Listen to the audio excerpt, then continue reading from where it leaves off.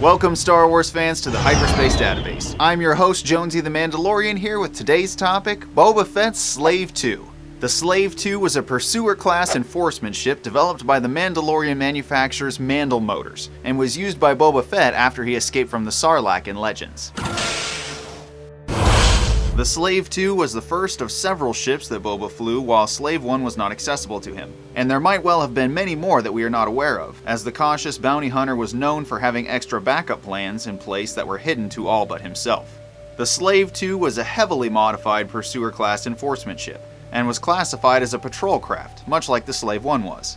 It was popular with Mandalorian police because of its durability and cargo space, allowing up to 65 metric tons of cargo to be stored, which was more than half again what the Slave-1 could hold at 40 metric tons. When Boba Fett acquired the ship, he immediately began to modify it to become a fearsome bounty hunting vessel, outfitting it with hidden weapons and more beefed up defensive features.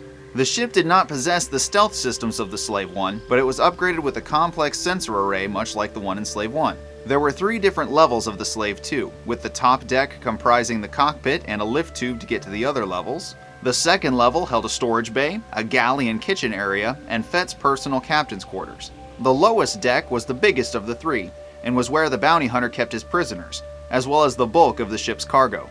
This deck held 3 reinforced prisoner cells that were upgraded by Fett for all kinds of prisoners. Some of the cells had force fields for the abnormally strong occupant, like Wookiees for example, and most of the cells had molecularly reinforced walls as well as gravity restraints. The Slave-2 was purchased by Fett after he escaped the Great Pit of Carkoon, as told in the Legends novel Tales from Jabba's Palace and Tales of the Bounty Hunters.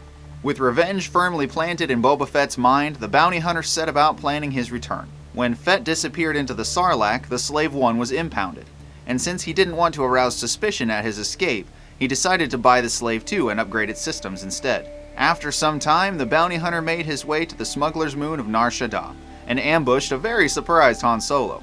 Han managed to escape though on board the back of Salazen's Starlight Intruder, but Fett would not fall for that same trick, and followed Han to the Imperial homeworld of Biss, as told in the Dark Empire comic book series by Dark Horse.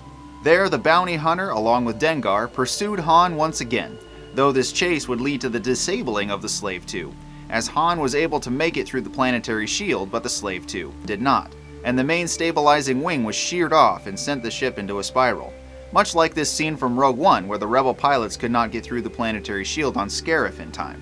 Unlike these X-Wings, however, the Slave-2's shields were up, so the craft was only damaged instead of incinerated. Since his cover at this point was no longer a factor, and Solo knew that Fett was alive, he decided to recover his old ship instead of repairing his new one, and pursued Han with a repaired Slave-1, with the Slave-2 being put into dry dock, though it would later be stolen from dry dock by an unknown entity.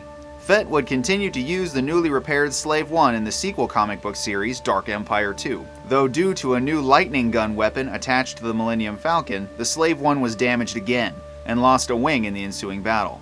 What happened to the Slave-2 after it was stolen from dry dock is unknown, but the Slave-2 was an incredible ship for the bounty hunter Boba Fett, and served him very well in the interim while the Slave-1 was in impound, and was a formidable force against all those who would underestimate the ship and its notorious bounty hunting owner. Want to know more about Star Wars topics just like this one? Stick around to the end for some secret trivia, be sure to hit those like and subscribe buttons, and you can check out my other videos for more great Star Wars content. Be sure to hit me up in the comments and talk with me too, because I love talking to you guys. If you like what I do, you can consider heading over to Patreon to support me financially. Super special shout out to my Gold Captain level supporter Nick Sutphin on Patreon. Your support is super appreciated. Thank you guys so much for your support and for watching, and we'll see you in the next episode.